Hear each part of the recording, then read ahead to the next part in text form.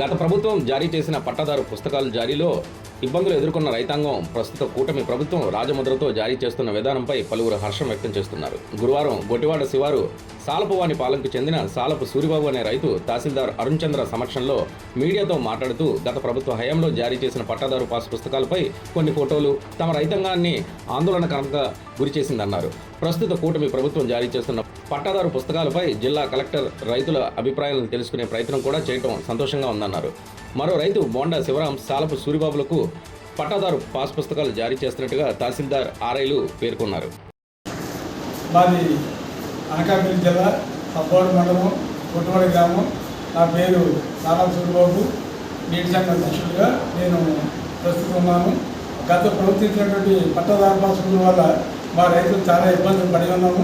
ఇప్పుడు ఈ కూటమి ప్రభుత్వం ఏర్పడాక కొత్త పట్టాదారు పాస్బుక్ల వలన గతంలో జరిగిన తప్పుల్ని సరిచేసి కొత్తగా పాస్బుక్లు ఇవ్వడం వలన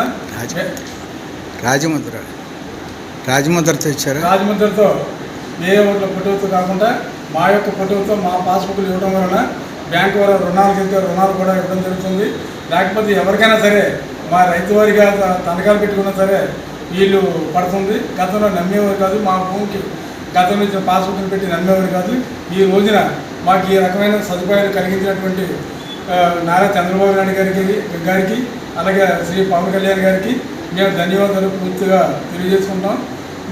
ఈ సహకారం ఈ రైతులకి ఈ రకమైన మీరు చేకూర్చడం వలన వారిని ఎల్లవేళ మేము మా మనసులో ఉంచుకుంటామని చెప్పేసి ధన్యవాదాలు తెలియజేసుకుంటాం.